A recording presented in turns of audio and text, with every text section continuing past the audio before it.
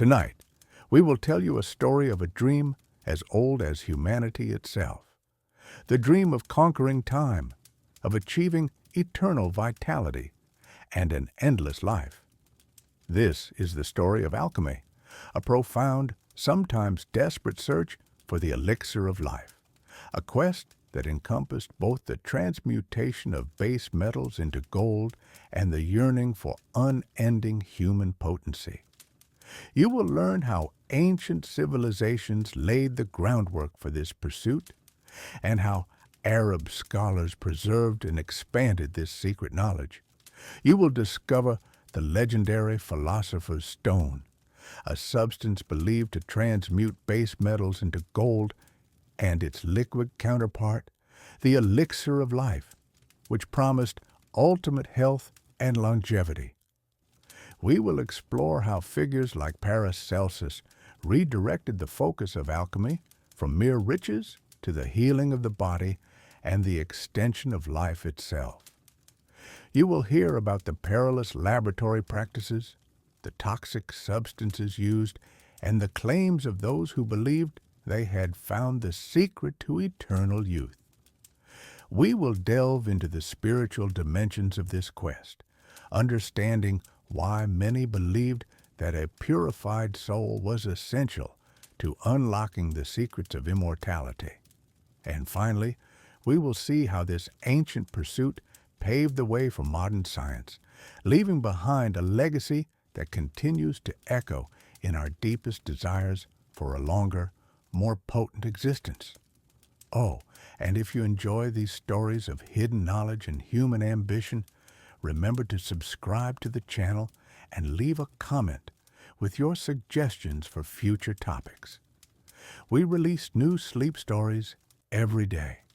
All right, find a comfortable spot, let your body relax, and allow your mind to drift back through time to an era when the boundaries between science, profound philosophy, and the pursuit of the impossible were beautifully intertwined.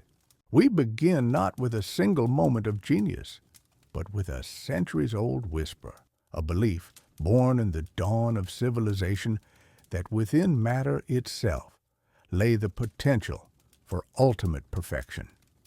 The story of alchemy, a pursuit as old as human curiosity itself, does not begin with the clang of metal in a medieval laboratory or with the bubbling retorts of a reclusive scholar in a hidden tower.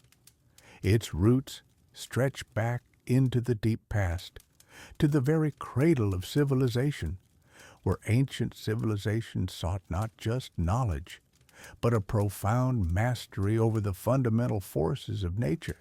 You might imagine a quest solely for gold, but the truth is far grander, encompassing a vision of ultimate perfection, not only of base metals, but of the human body and spirit, promising an extended, vigorous life, one that could overcome the limitations of nature. Our journey into this ancient art begins in the fertile lands of ancient Egypt, a civilization renowned for its profound understanding of chemistry, though they did not call it by that name. Their practices were deeply intertwined with their spiritual beliefs and their daily lives. Within the cool, shadowed halls of temples and the bustling workshops along the Nile, Egyptian priests and skilled artisans developed sophisticated techniques for processing a vast array of materials. They were undisputed masters of metallurgy, able to craft exquisite objects from the gleaming gold found in the desert sands, the lustrous silver, and the resilient copper. They possessed an intimate knowledge of the properties of different ores, understanding precisely how heat transformed minerals and the complex processes required for their purification. Their expertise also extended to the creation of vibrant dyes, pigments for the intricate hieroglyphs that adorned their tombs and temples, and the powerful embalming fluids essential for their elaborate mummification rituals. These practices were not viewed as simple crafts. They were sacred arts, deeply connected to the divine order and the cyclical nature of life and death. The Egyptians believed that through these processes, they were not simply changing matter, but actively perfecting it, guiding it towards its ideal divine form. This profound pursuit of material perfection, aimed at creating substances that could endure through the vastness of time, laid a foundational stone for the later alchemical quest. Their desire to preserve the physical body for eternity, to ward off the inevitable decay of flesh, reflected a deep, inherent human longing for a form of immortality, a physical continuity beyond the grave. The act of turning raw, imperfect materials into something beautiful and enduring was, for them, a reflection of their cosmic understanding, a microcosm of the universe's own journey towards order and permanence. As centuries passed and cultures intertwined, the practical wisdom of Egypt began to merge with the rich philosophical traditions of ancient Greece. When Alexander the Great, a conqueror whose vision stretched across continents, brought Egypt under Greek rule in the 4th century BCE, a remarkable intellectual exchange began. The Greeks, with their keen philosophical minds, absorbed the empirical and practical knowledge of the Egyptians, whom they often referred to as chemists, a term derived from chemia, the ancient name for Egypt itself. This linguistic link hints at the deep respect the Greeks held for Egyptian mastery of material transformation. The Greek philosophers, building upon the ideas of thinkers like Plato and Aristotle, introduced abstract concepts that provided a vital theoretical framework for the empirical observations of the Egyptians. They formulated the influential theory of the four elements, earth, air, fire, and water, proposing that all matter was composed of these fundamental components in various proportions. This idea suggested that if one could alter the proportions of these elements within a substance, one could transform it. They also brought the concept of perfection into a new philosophical light, suggesting that base metals like lead were not inherently inferior, but rather sick or imperfect forms of matter still evolving. Gold, in this view, was the perfect metal, having achieved its ultimate state of purity, stability, and balance through a slow, natural process within the earth. This philosophical framework provided a powerful theoretical basis for the practical Egyptian methods. The goal shifted from merely purifying materials to actively transmuting them, to guiding them from an imperfect state to a perfect one, mirroring nature's own processes, but greatly accelerated. This quest for perfection, however, extended far beyond inanimate objects and the mere creation of gold. If matter could be perfected, could not the human body also be improved? Could not life itself be prolonged, its vitality enhanced, its inherent weaknesses overcome? This was the nascent idea of an elixir, a miraculous substance that could bestow not just health and vigor, but an extended lifespan, perhaps even a form of earthly immortality that mirrored the eternal nature of their powerful gods. The Greeks, with their profound emphasis on both physical and mental excellence, sought a way to achieve a state of optimal human well-being, believing that a perfected body could house a perfected soul.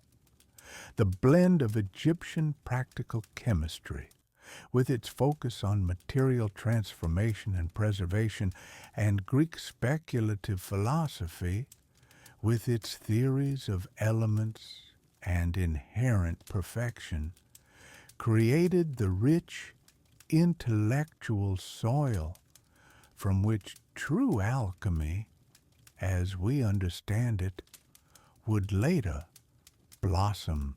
It was a grand and ambitious vision, a belief that through diligent study, careful experimentation, and profound contemplation, humanity could unlock the secrets of creation itself, not just to understand the world, but to actively transform it, and in doing so, to transform themselves, moving closer to an ideal state of being. The ancient world, with its profound wisdom, had sown the seed of alchemy, from Egyptian priests seeking to perfect matter to Greek thinkers pondering the essence of transformation. Yet, as civilizations declined, much of this understanding risked being lost, scattered by the winds of change. However, in the East, a new light was rising, eager to preserve and advance these delicate threads of knowledge.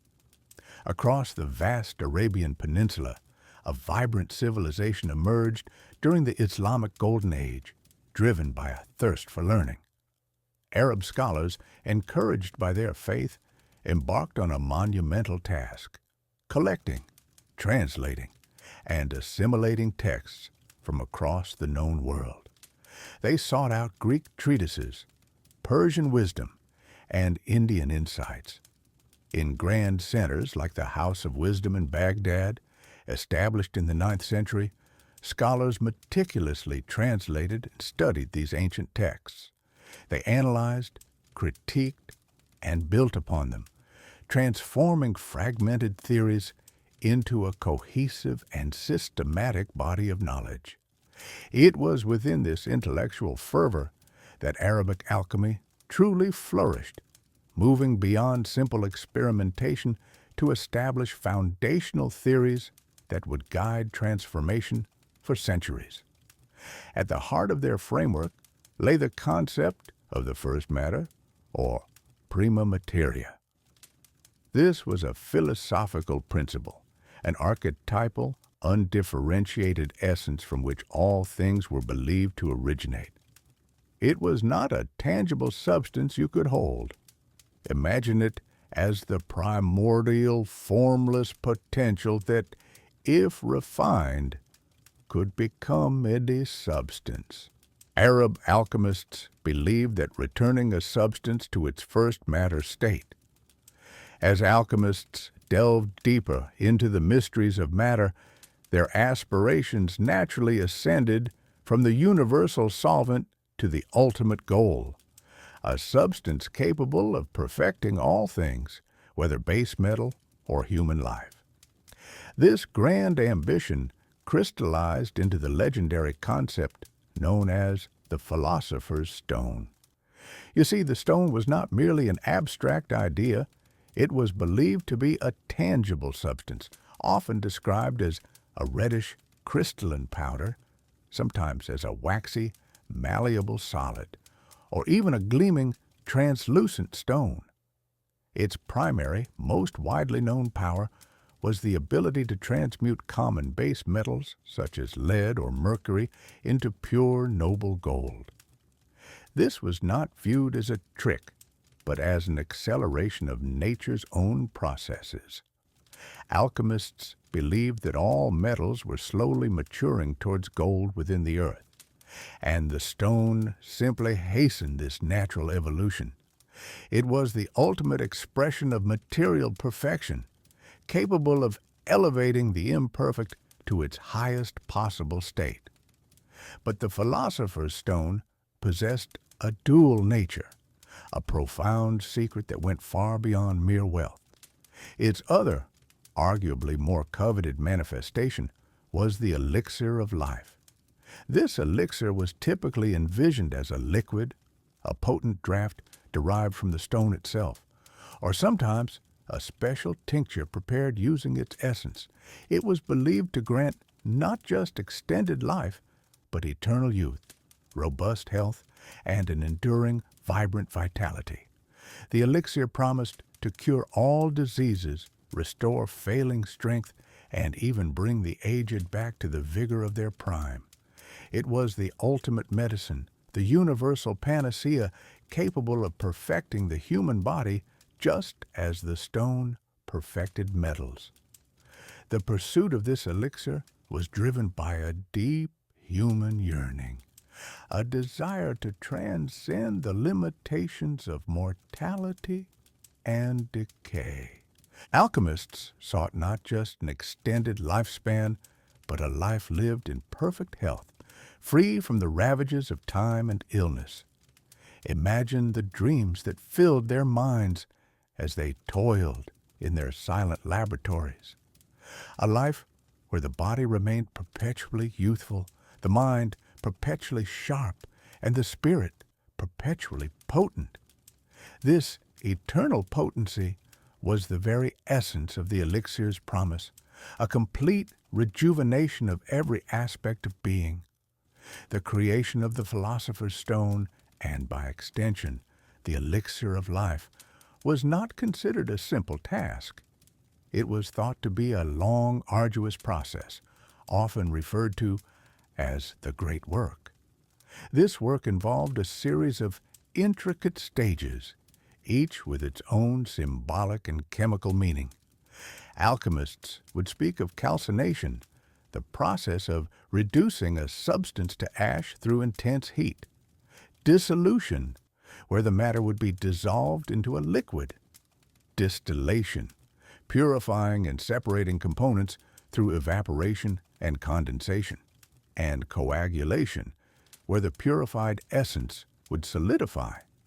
These steps were not just laboratory procedures, they were often seen as metaphors for spiritual transformation, mirroring the alchemist's own journey towards purity and enlightenment. The substances used in these processes were often common, but treated with immense reverence. Mercury, sulfur, and salt were considered foundational elements, but the true secret lay in their proper combination and the precise application of heat and time, often over many months or even years. The alchemist would observe the subtle changes in color, black, white, yellow, red, each signifying a crucial stage in the transformation. There were endless permutations of methods, each alchemist guarding their secrets closely, passing them down through cryptic texts and veiled instructions. The air in their workshops would often be thick with the smells of various concoctions, bubbling in glass retorts over gentle flames, a testament to their unwavering dedication. To possess the elixir of life meant to defy the natural order, to achieve a state of being that was almost divine. It was believed that only those with a pure heart and a true understanding of nature's deepest laws could truly unlock its secrets. The elixir, therefore, was not merely a chemical compound. It was a philosophical achievement, a testament to the alchemist's mastery over both matter and self. It represented the ultimate triumph over the fleeting nature of existence, offering a glimpse into a world where time held no sway. The promise of the elixir was immense, drawing countless seekers into its profound and often dangerous quest, shaping the very direction of alchemical thought for centuries to come. The profound insights developed by Arabic scholars, though often shrouded in secrecy, could not remain entirely isolated. As the centuries turned, particularly from the 11th century onwards, a remarkable intellectual bridge began to form between the Islamic world and medieval Europe. This was largely facilitated by the Great Translation movement, centered in places like Toledo, a city in Spain that, having been reconquered from Muslim rule, became a vibrant crossroads of cultures and knowledge. Here, Latin scholars worked tirelessly alongside Arab and Jewish intellectuals, painstakingly translating vast libraries of Arabic texts into Latin. Imagine the quiet, dusty scriptoria, the scratching of quills, the slow, methodical work of rendering complex scientific and philosophical treatises from one language into another, unlocking centuries of accumulated wisdom. It was through this diligent effort that the works of ancient Greek philosophers, previously lost to Europe, were rediscovered alongside groundbreaking Arabic advancements in mathematics, astronomy, medicine, and, crucially, alchemy. The very idea of transforming base matter, of achieving perfection, began to permeate European thought, extending beyond the pursuit of gold to a deeper yearning for human perfection itself. The reintroduction of these alchemical texts sparked an immense intellectual awakening across Europe, igniting a fervent hope in the possibility of transcending human limitations. For minds accustomed to the more rigid scholastic traditions, the promise of alchemy, particularly the elixir vitae, or the elixir of life, resonated with an almost sacred intensity. Consider the daily realities of life in medieval Europe, a world frequently ravaged by devastating plagues like the Black Death, which could wipe out entire populations, where life was often short, brutal, and utterly unpredictable. Illness was a constant companion, and effective remedies were scarce, often based on superstition or limited understanding. In such a context, the concept of a universal remedy, a substance that could not only cure all known diseases but also extend human life, restore youthful vigor, and even grant a form of earthly immortality, was nothing short of miraculous. It transcended mere scientific curiosity. It became imbued with a powerful spiritual significance. Many saw the elixir not merely as a chemical compound to be discovered through mere experimentation, but as a divine gift, a tangible manifestation of God's perfect design for the universe, reflecting the ultimate harmony and health that humanity had lost since the time of Eden. The alchemist, in this view, was not simply a researcher, but a spiritual seeker, attempting to unlock the secrets of creation itself and restore a lost perfection. This yearning for the elixir was not simply a desire for unending existence. It was a profound longing for eternal potency, for a body and mind free from the debilitating ravages of illness, the pain of decay, and the relentless, inevitable march of time. It was a vision of vibrant health, a perpetual prime, a state where one's faculties remained sharp and one's energy boundless. Alchemists across Europe, often working in isolated, dimly lit laboratories, sometimes within the quiet confines of monasteries or the hidden chambers of wealthy patrons, began to dedicate their entire lives to this singular, all-consuming quest. They pored over ancient manuscripts, deciphering cryptic symbols and obscure recipes, and experimented endlessly with intricate distillations, calcination, and various purifications. They sought to replicate the complex processes described in the newly translated Arabic texts, believing that the key lay hidden within the precise sequence of operations, the correct timing, and the specific materials. The air in these hidden workshops would often be thick with the smell of sulfur, strange fumes from heating various compounds, and the constant clinking of glass retorts and crucibles, accompanied by the gentle bubbling of liquids. Figures like Roger Bacon, an English Franciscan friar and scholar of the 13th century, who was deeply interested in natural philosophy and optics, became a prominent voice in this early European alchemical pursuit. He wrote extensively about the possibility of prolonging life through specific alchemical preparations, believing that a true understanding of nature's deepest secrets, the hidden virtues of substances, could unlock such a profound capability.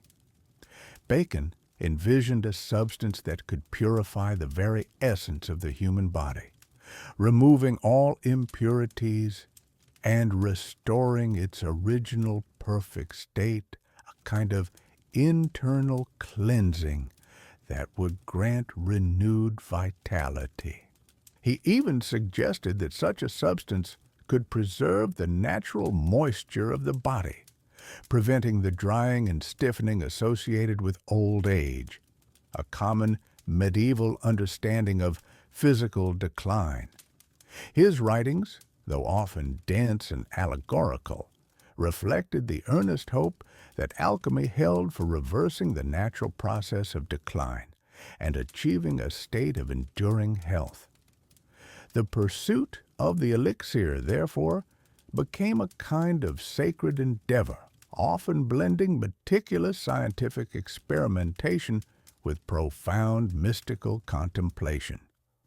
Practitioners believed that to create such a powerful substance, one needed not only immense knowledge, precise laboratory skills, and an understanding of the subtle forces of nature, but also a pure heart, an unshakable faith, and a disciplined mind. The alchemical vessel, often a retort or flask, was seen as a microcosm of the human body, or even the cosmos itself, undergoing a process of transformation and refinement. The intense heat applied to the materials, the controlled reactions, the long periods of waiting for a substance to change color or consistency, all were understood as metaphors for the spiritual journey of the alchemist himself, a process of inner purification mirroring the outer chemical changes. They sought to distill the very quintessence of life, the purest, most concentrated form of vitality, believing that this essence held the key to perfect health and an extended lifespan. This ambition was driven by the profound hope that through the elixir, human beings could return to an imagined primordial state of perfect health and boundless energy, echoing the biblical idea of a lost paradise, a return to a state of grace and physical perfection. The early European alchemists, therefore, embarked on a quest that was at once scientific, philosophical, and deeply spiritual, laying the groundwork for many future discoveries, even as their ultimate miraculous goal remained elusive, a distant shimmering promise on the horizon, waiting for a new kind of mind to approach its profound challenges. As the quest for the elixir of life intensified across Europe, a truly revolutionary figure emerged, one who would challenge the very foundations of alchemical thought and redirect its purpose. His name was Philippus Aureolus Theophrastus Bombastus von Hohenheim, though he is known to history by his adopted, more provocative title, Paracelsus. Born in the late 15th century, he was a man of fiery temperament and an unyielding will, who rejected the accepted wisdom of his time with a profound disdain. He famously burned the medical texts of revered ancient authorities such as Galen and Avicenna in public, proclaiming that true knowledge came not from the dusty pages of old books, but from direct observation, diligent experimentation, and tireless travel. Paracelsus's education was unconventional, to say the least. He did not confine himself to the universities of his era, which he found rigid and uninspired. Instead, he sought knowledge from a vast array of sources, learning from miners, blacksmiths, barbers, executioners, and folk healers. He traveled extensively, absorbing the practical wisdom of craftsmen and the ancient remedies of local traditions. This diverse background allowed him to develop a unique perspective, seeing the world not through the lens of traditional humoral theory, which explained disease as an imbalance of bodily fluids, but through the principles of alchemy. For Paracelsus, the ultimate goal of alchemy was fundamentally misdirected if it focused solely on the transmutation of base metals into gold. He declared that alchemy's true divine purpose was the transformation of crude, natural substances into potent medicines. He believed that the human body was a microcosm, a miniature universe that operated on chemical principles, mirroring the larger cosmos. Consequently, he saw disease not as a mere imbalance of humors, but as a specific chemical affliction, an external agent that invaded the body and disrupted its internal chemical harmony. This perspective demanded a new approach to healing. Chemical remedies. He embarked on a relentless pursuit of what he termed the quintessence, a concept central to his medical philosophy. The quintessence, or fifth essence, was believed to be the purest, most concentrated, and most vital essence of any substance, be it a plant, a mineral, or a metal. It was not simply an extract, but rather the very active principle, the life-giving spirit, believed to be free from all impurities and capable of preserving life, restoring health, and renewing vigor. Paracelsus maintained that by isolating this pure essence, one could create universal medicines, capable of curing a multitude of ailments and fortifying the entire human system. His laboratories, therefore, differed significantly from those of his gold-seeking predecessors. While he still employed furnaces, his primary tools were stills, alembics, and retorts, used for long, painstaking processes of distillation, sublimation, and purification. He experimented tirelessly with tinctures, elixirs, and extracts, often using substances previously considered too dangerous or even poisonous for medicinal use, such as mercury, antimony, and arsenic. However, Paracelsus insisted on their careful preparation and precise dosing, believing that the toxicity lay in the quantity and impurities, not in the substance itself. He famously coined the phrase, "All things are poison, and nothing is without poison. Only the dose makes a thing not a poison." Paracelsus's radical ideas and confrontational style earned him many enemies among the established medical and academic elite. Yet his influence was undeniable and far-reaching. He challenged the prevailing medical dogma of his time and laid the foundational groundwork for iatrochemistry, the application of chemical principles to medicine. His work marked a significant shift in the alchemical quest for extended life and well-being, moving it from a purely mystical pursuit of immortality through the philosopher's stone to a more practical, albeit still alchemical endeavor focused on universal medicines that could restore and maintain a sustained state of physical and mental vigor.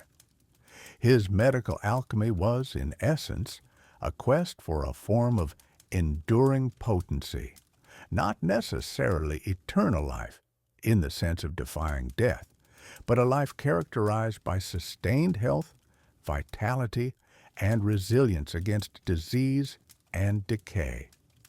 He believed that the human body possessed an inherent healing power, an archeus, and that his purified medicines merely assisted this internal force.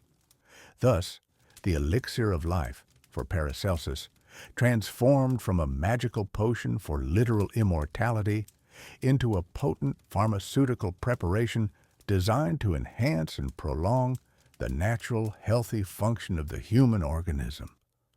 Though many of his specific theories and remedies were later disproven by the rigorous methods of modern science, Paracelsus's insistence on observation, experimentation, and the chemical nature of the body profoundly reshaped medicine and set the stage for future developments in pharmaceutical chemistry. He was not merely an alchemist, but a pioneer who dared to look beyond tradition and into the very essence of matter, both in the laboratory and within the human form itself. The alchemist's journey into the secrets of eternal potency was not merely a theoretical exercise, it demanded a deep immersion in the practical, often perilous world of the laboratory.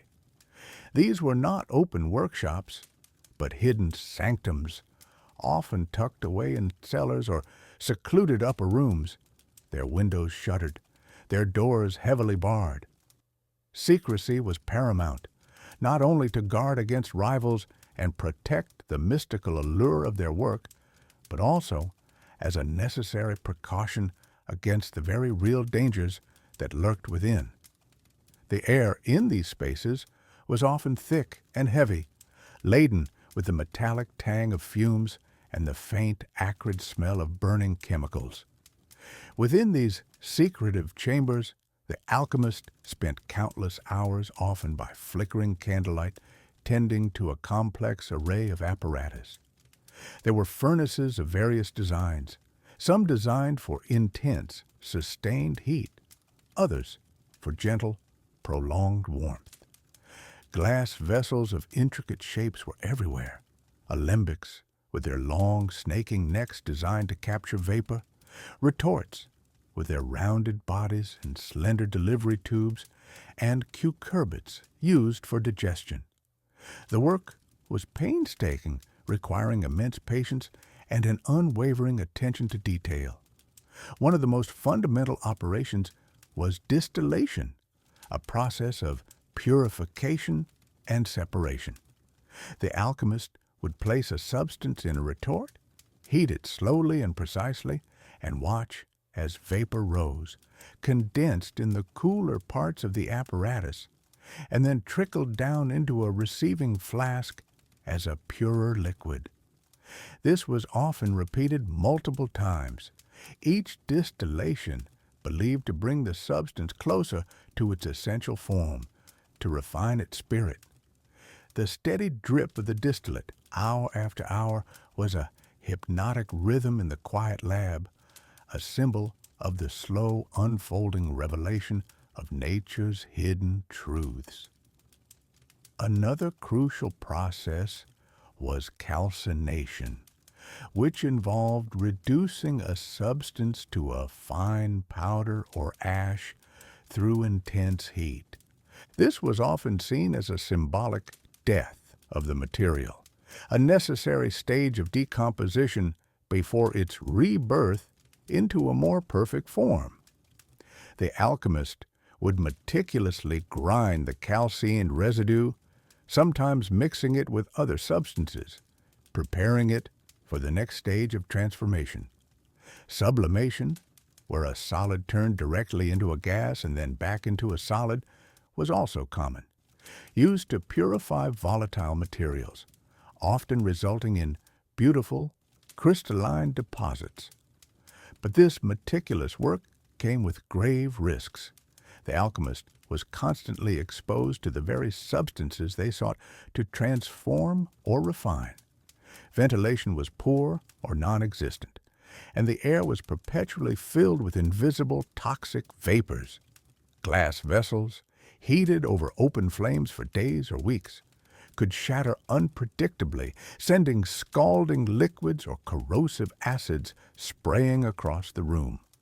Furnaces, if not carefully managed, could overheat and cause fires, engulfing the entire laboratory in flames. Burns were common, scars a testament to the dangers of the craft. Many of the key ingredients were highly poisonous. Mercury, or quicksilver, was central to alchemical theory, believed to be the elusive spirit of all metals, capable of imparting fluidity and malleability. Its shimmering, silvery fluidity was captivating, but its vapor was a slow, insidious poison, attacking the nervous system, leading to tremors, memory loss, and ultimately a creeping madness or death. Alchemists often worked with open containers of mercury, its fumes constantly filling the air they breathed. Arsenic, often in the form of white crystalline powders, was another potent and deadly substance widely employed. It was used for its transformative properties, particularly in changing the color and appearance of metals, making them seem more noble.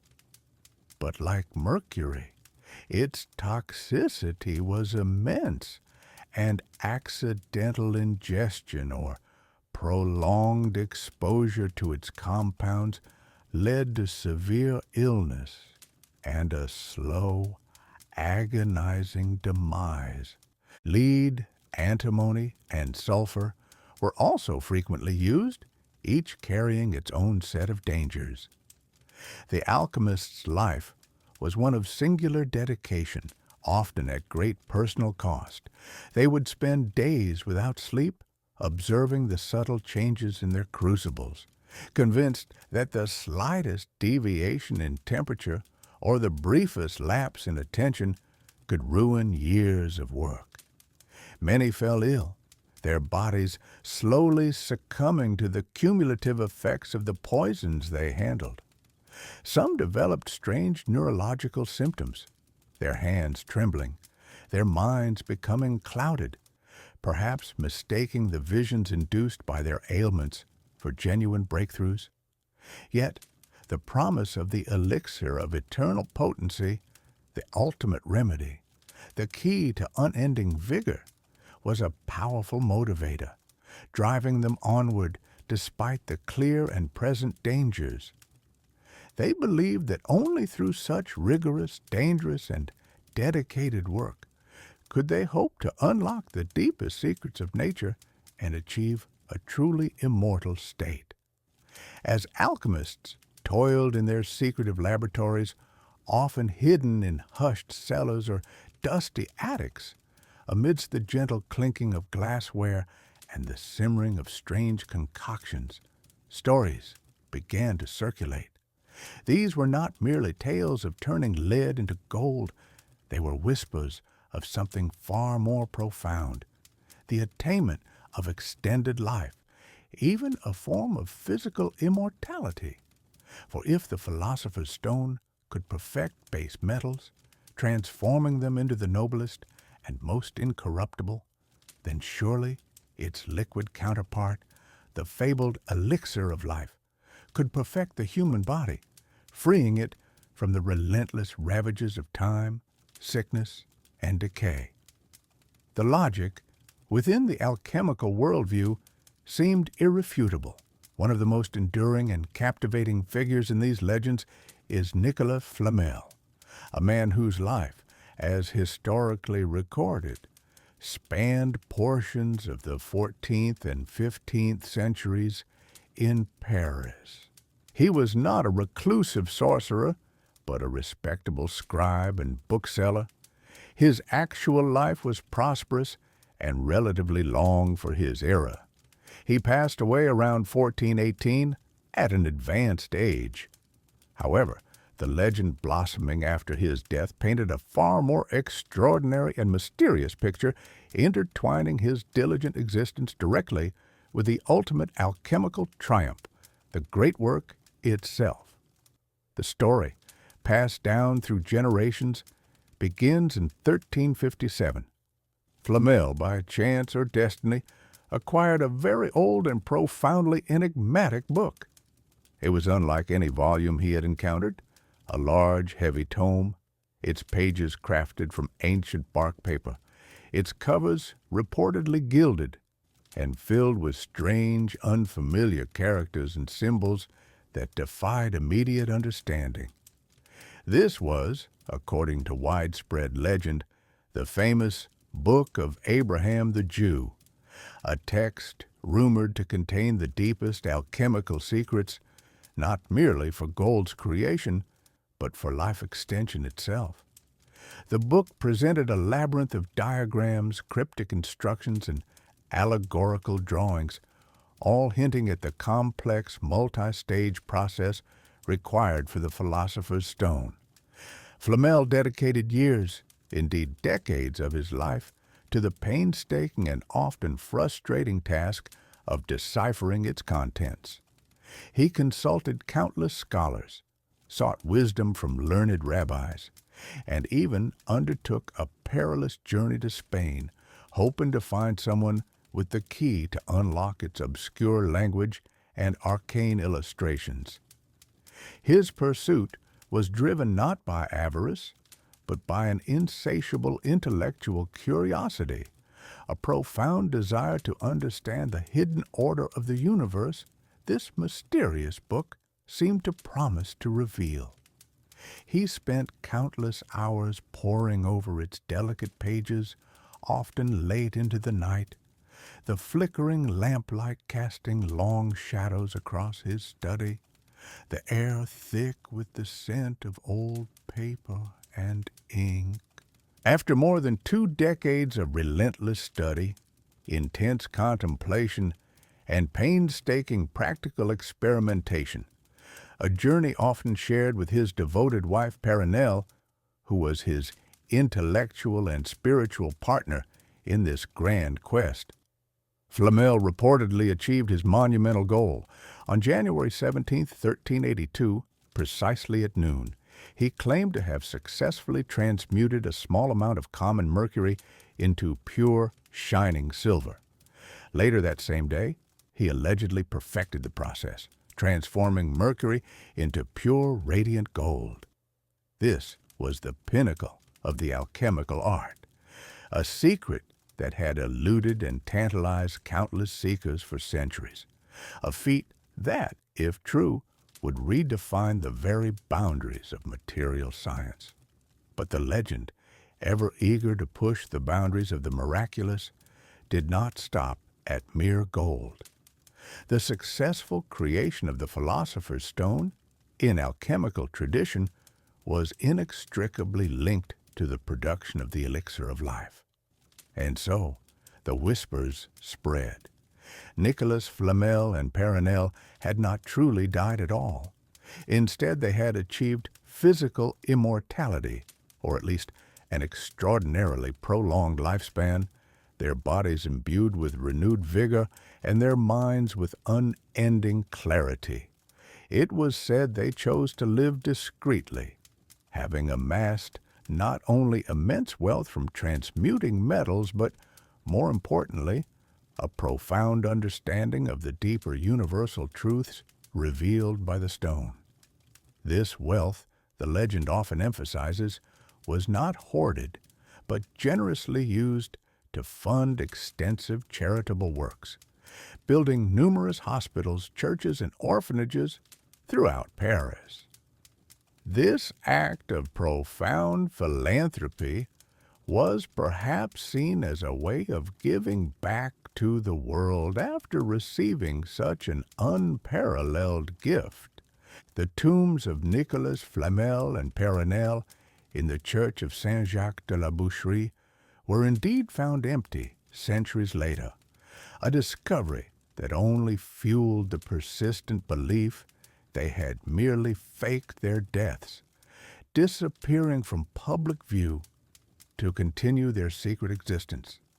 Perhaps they traveled the world, observing humanity from afar, their knowledge and vitality undiminished by time, their faces forever young, their eyes holding the wisdom of ages. This potent idea of the alchemist as a hidden immortal, a benevolent or perhaps detached keeper of ancient secrets, became a powerful and enduring archetype.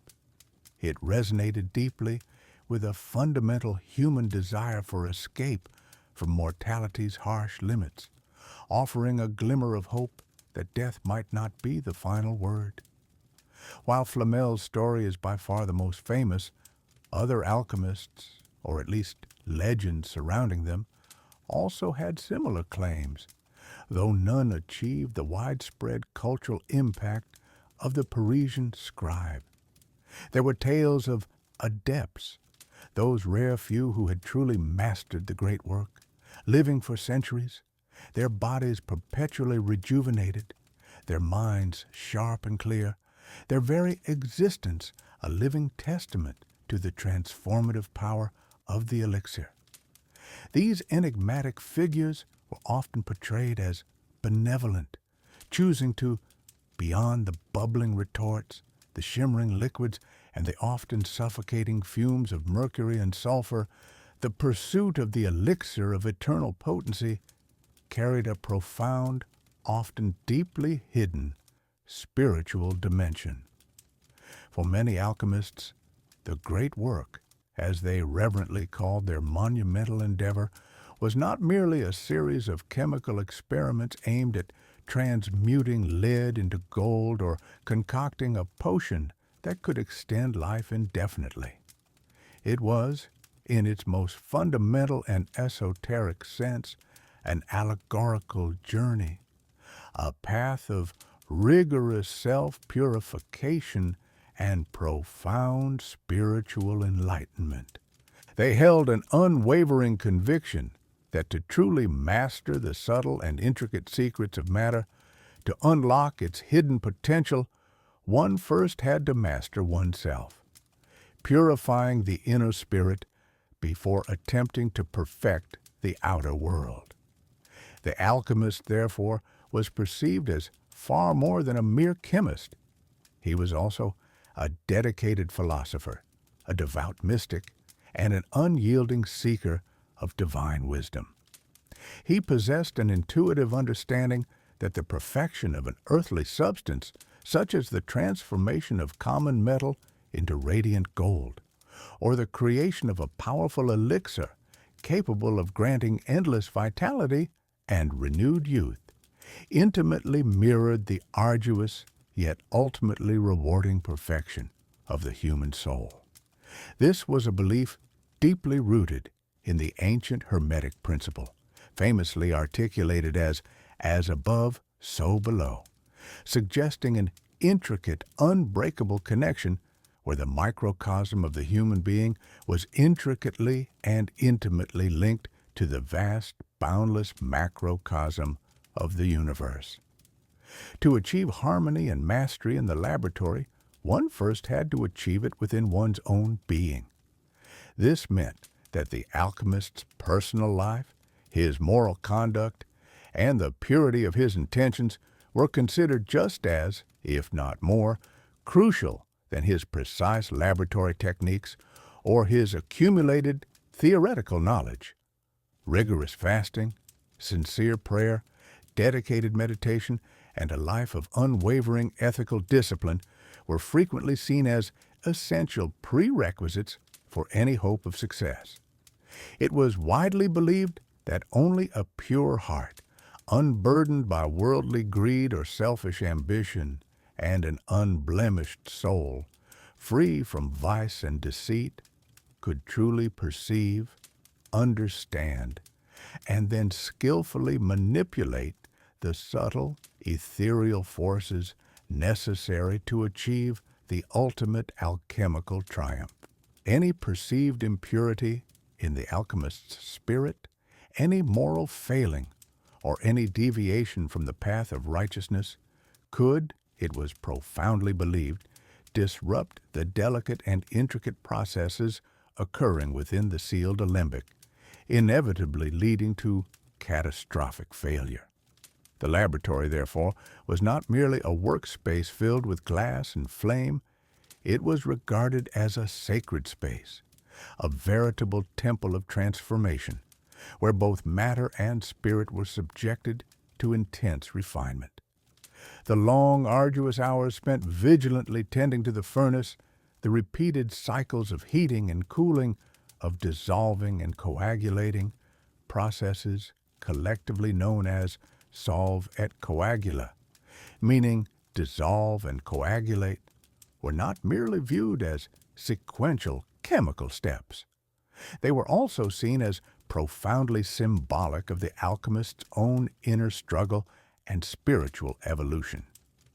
The dissolution of matter, where solid substances were broken down to their fundamental components, represented the necessary breaking down of the alchemist's ego, of his worldly attachments, his ingrained prejudices, and his inherent imperfections. The subsequent coagulation, the careful reforming and purification of the perfected substance, symbolized the spiritual rebirth of a purified, enlightened, and truly transcendent self. The elixir, then, was conceived of as far more than a mere physical compound. It was also understood as a tangible manifestation of divine grace, a visible form of perfected wisdom, and a real embodiment of limitless vitality that could only be truly grasped, truly understood, and truly created by those who had themselves undergone a profound and transformative spiritual metamorphosis. This internal spiritual work was often considered to be far more challenging, far more demanding, and infinitely more crucial than the visible physical experiments. The alchemist was compelled to confront his deepest flaws, his inherent mortality, and his most fundamental desires for fleeting worldly gain. The ultimate goal, for many, was not merely to live forever in the physical sense, to perpetually cling to the material body, but to achieve a higher form of spiritual immortality, a timeless state of being that transcended the limitations of the mortal coil and allowed for an unbreakable connection to the divine. Many alchemists, particularly those who embraced the more mystical aspects of the art, meticulously documented their profound spiritual insights in enigmatic, cryptic treatises, deliberately using symbolic and allegorical language to describe their intricate inner journeys alongside their detailed chemical recipes. They spoke of the philosopher's child, the Red King, or the White Queen, not just as chemical products, but as the ultimate manifestations of both material and spiritual perfection, representing the culmination of the great work. The pursuit was, by its very nature, a profoundly solitary one, often conducted in strict isolation, which further encouraged deep introspection and intense self-reflection. The numerous failures, which were an inevitable and often frustrating part of the alchemical process, were not always attributed solely to incorrect chemical procedures or faulty equipment. Quite frequently, they were interpreted as clear signs that the alchemist had not yet achieved the necessary level of spiritual purity, moral rectitude, or profound understanding. This constant self-assessment, this intricate intertwining of the physical and the metaphysical, elevated the alchemical quest for eternal potency far beyond a mere scientific or pseudo-scientific endeavor. It transformed it into a holistic, all-encompassing pursuit of ultimate truth, an ambitious attempt to bridge the perceived gap between the material world and the divine realms, firmly believing that true, enduring power over life, death, and time itself could only be granted to those who were truly, unequivocally worthy, both in spirit and in deed. The long, slow twilight of alchemy began not with a sudden revolution, but with a gradual, almost imperceptible shift in how the natural world was understood.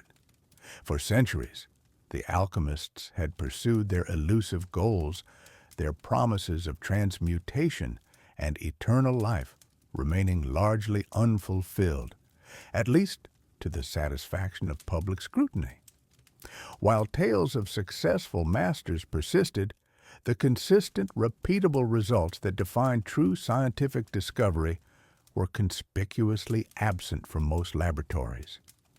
Each alchemist guarded his methods, using cryptic language and symbols, making it nearly impossible for others to replicate experiments or verify claims. This deeply secretive and individualistic approach, while perhaps born of a desire to protect profound knowledge or prevent its misuse, ultimately hindered the collective advancement of understanding. Without open sharing of methods and results, errors could not be easily identified or corrected, and successful techniques could not be widely adopted and improved upon. This lack of transparency, a hallmark of alchemical practice, proved to be its greatest impediment in an era that increasingly valued pure verifiable truth. A pivotal change in intellectual thought began to take root, championing a new approach to knowledge. Figures like Francis Bacon, an English philosopher and statesman of the early 17th century, advocated for empiricism, urging scholars to move beyond ancient texts and philosophical speculation.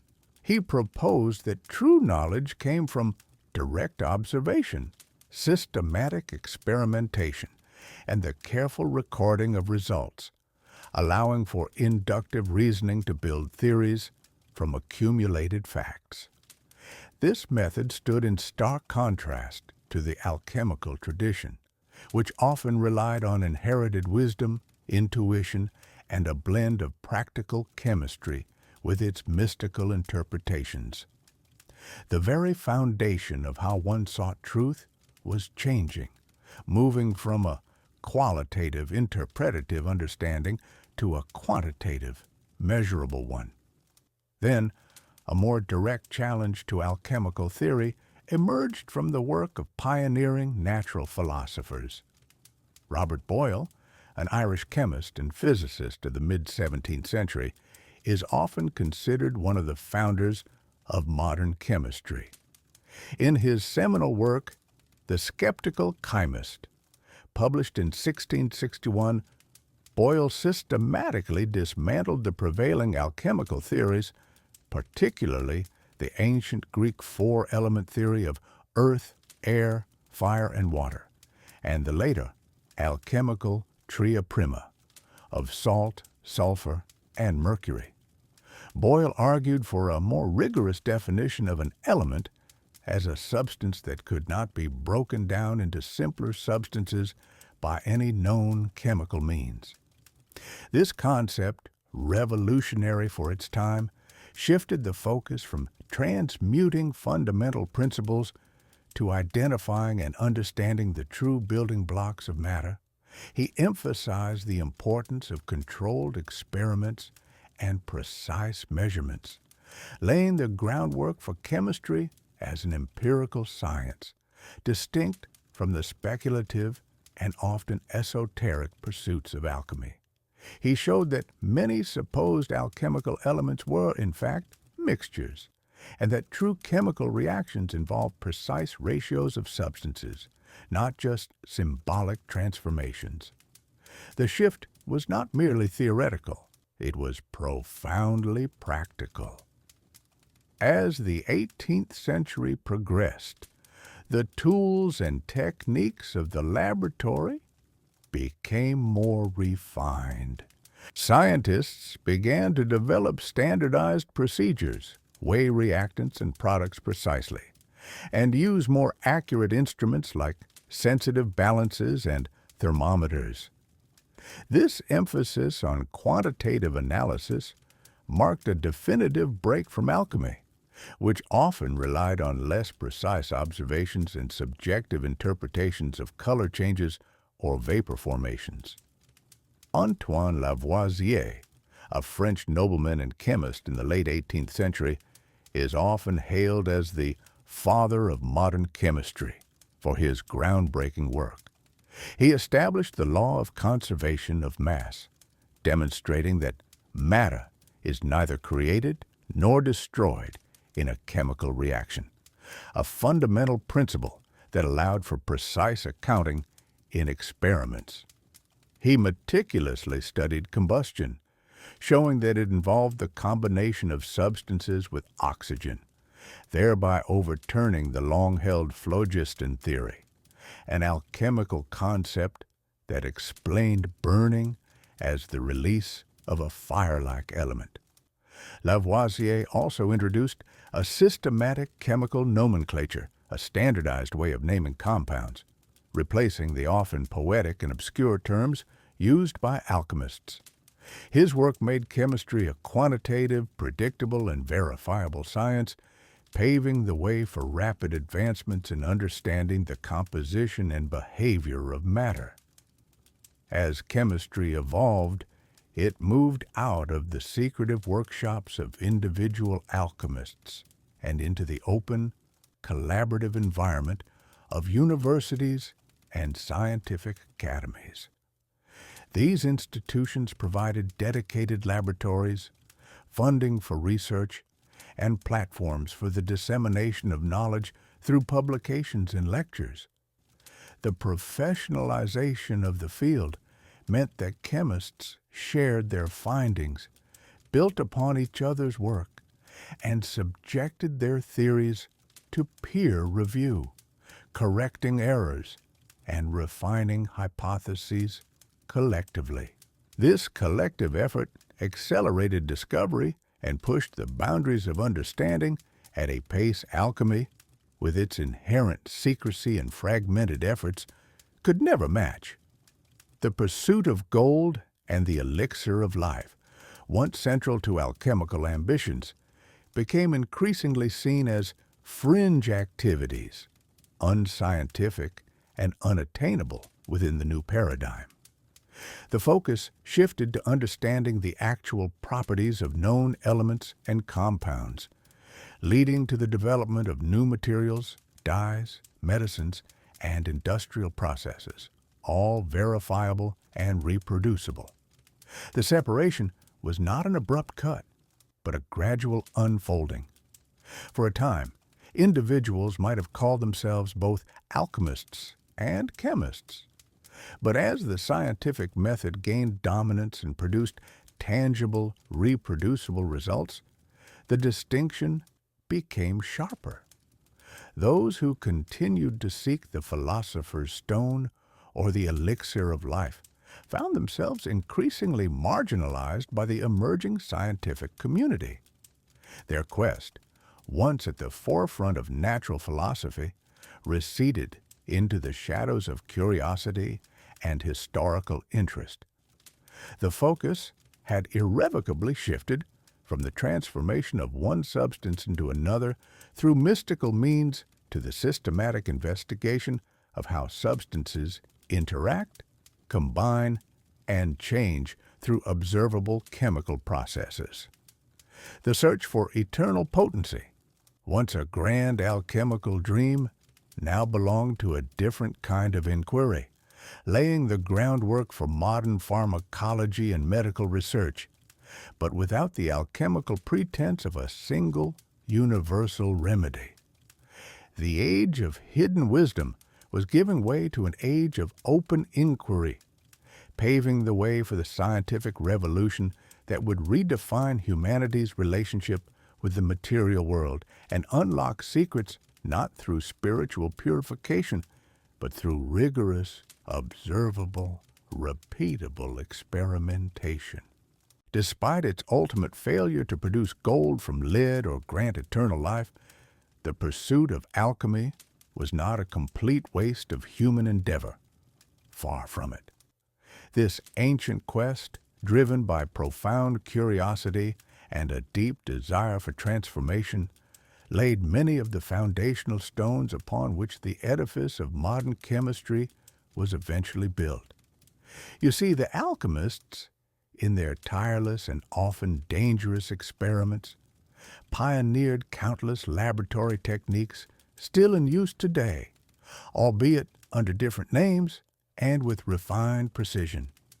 They were the first true experimentalists, constantly heating, cooling, distilling, filtering, subliming, and calcining substances. These processes, often carried out in intricate glassware over open flames, required immense patience and a keen eye for detail. Imagine the quiet intensity in their secluded workshops, the gentle bubbling of liquid in a glass retort, the careful monitoring of temperatures, the precise collection of a precious distillate. Their meticulously designed apparatus, from the elegant alembics used for distillation to the robust retorts and powerful furnaces, were direct ancestors of the glassware and equipment that fill modern chemical laboratories. Without their relentless trial and error, without their detailed observations, much of the practical knowledge of how matter behaves would have been lost or never discovered. Moreover, alchemists were responsible for the isolation and discovery of many new substances. Their relentless search for the philosopher's stone led them to investigate a vast array of minerals, metals, and organic compounds.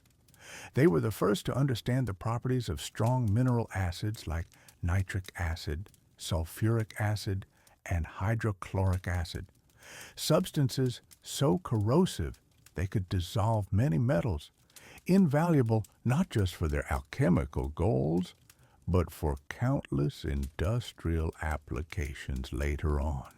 They isolated elements such as phosphorus, a glowing, mysterious substance that fascinated them with its luminescence, and zinc, which they discovered and used in alloys like brass. Their investigations into various salts and compounds, exploring their reactions with different reagents, laid the groundwork for understanding chemical reactions.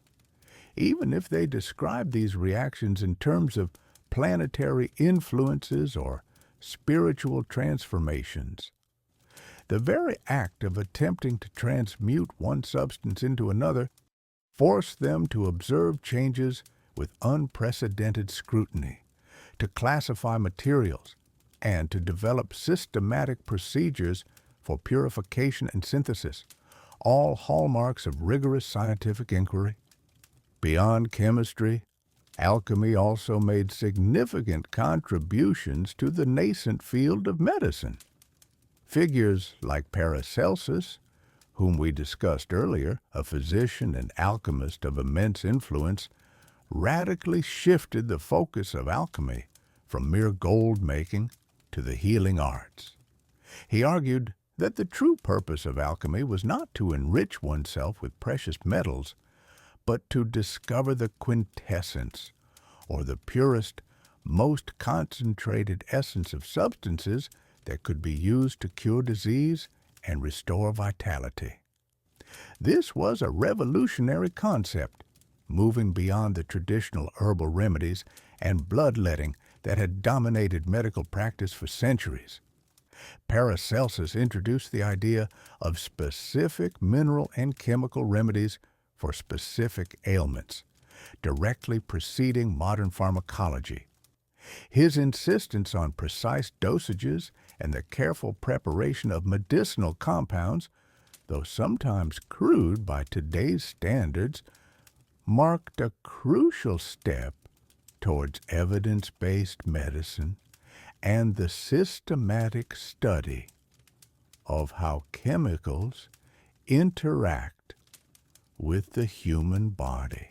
The alchemist's relentless search for the elixir of life, the ultimate panacea believed to grant eternal youth and vigor, directly fueled the development of early pharmaceuticals and the empirical understanding of chemical toxicology and efficacy, even if its ultimate goal remained elusive. The very act of seeking to prolong life through chemical means, to find the perfect balance for health and vitality, pushed the boundaries of what was known about the human body and its interaction with the material world.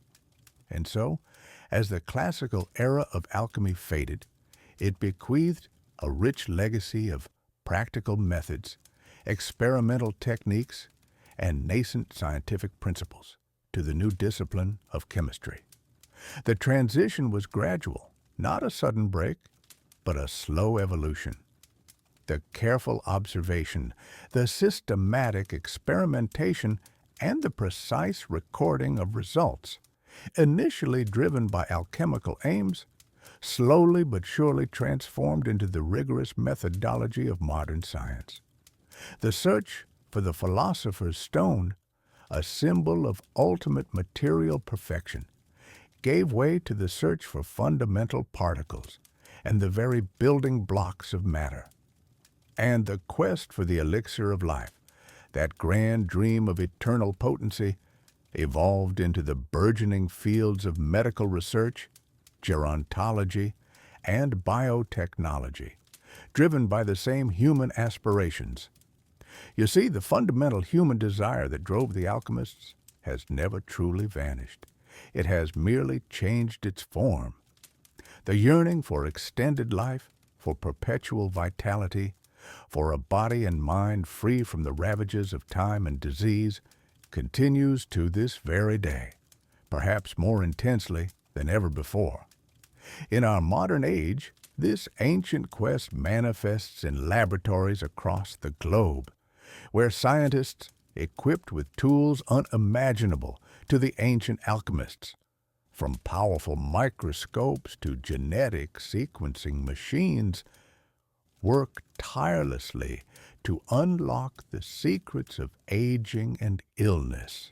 Researchers in gerontology dedicate their lives to studying the biological mechanisms of aging, seeking to understand why our bodies decline and how that process might be slowed, halted, or even reversed.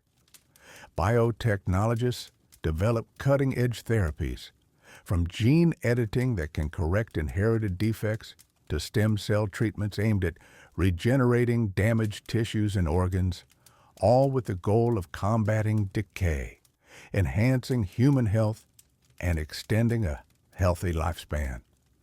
The vast pharmaceutical industry, with its immense resources and global reach, constantly seeks new compounds and treatments to cure a myriad of diseases, alleviate suffering, improve quality of life, and ultimately extend the years we can live in full vigor.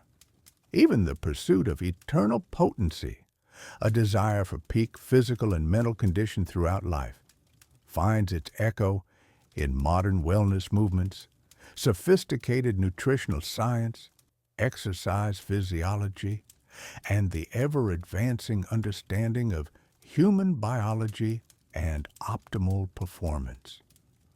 While we no longer speak of the elixir of life in mystical terms or search for it in bubbling retorts over alchemical fires,